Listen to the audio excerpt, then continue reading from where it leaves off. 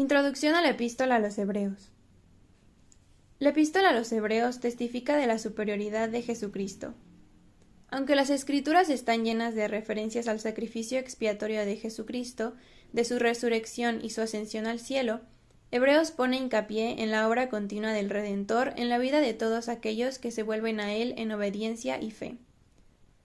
No se conoce con seguridad el autor de Hebreos. Sin embargo, en la epístola se revela que el autor conoció a Timoteo y que no fue testigo ocular de Jesús. La mayoría aceptan a Pablo como el autor de Hebreos. Sin embargo, hay algunas personas que cuestionan que Pablo escribiera esta epístola, ya que su estilo y lenguaje son diferentes de las otras cartas. Por lo general, se sobreentiende que aunque Pablo no lo hubiera escrito, las ideas eran las suyas, ya que las doctrinas en Hebreos concuerdan con las que se encuentran en sus otras cartas.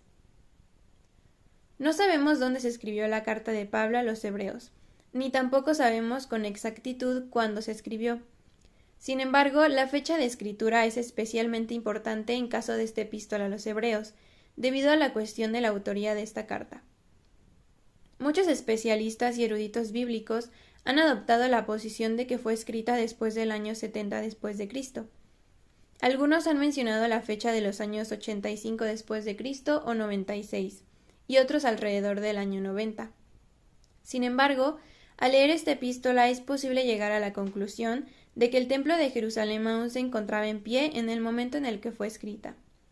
Esto significa que tiene que haber sido escrita antes del año 70 después de Cristo, ya que el general romano Tito destruyó el templo en el año 70, y Pablo ya había partido a la presencia del Señor. Es entonces que se cree que fue escrita por el apóstol Pablo, y antes del año 70 después de Cristo. La mayoría de las personas suponen que se escribió alrededor de los años 60 al 62 después de Cristo, cerca del mismo tiempo que las cartas de Pablo a los Filipenses, Colosenses, Efesios y Filemón. Los primeros manuscritos llevan el título a los Hebreos, lo que refleja la suposición antigua de que fue escrita tanto para cristianos judíos como para cristianos gentiles que anteriormente se habían sentido atraídos por la religión judía. Esta epístola fue escrita para alentar a los miembros judíos de la Iglesia a mantener su fe en Jesucristo y no regresar a sus antiguas costumbres. Bajo la presión de diversas aflicciones, muchos de estos cristianos judíos aparentemente se estaban separando de la Iglesia y regresando a la relativa seguridad de la adoración judía en la sinagoga. Mediante esta epístola, el autor deseaba mostrar a estos cristianos judíos que la misma ley de Moisés apuntaba a Jesucristo y a su expiación como la verdadera fuente de salvación. En lugar de ser estrictamente una epístola, Hebreos es más bien un sermón extendido que hace repetidas referencias a las Escrituras y a las prácticas de los israelitas. Es el sermón más largo en las Escrituras en cuanto a por qué y cómo Jesucristo es superior a todas las cosas. Hebreos enseña que Jesucristo es mayor que la ley, porque Él dio la ley.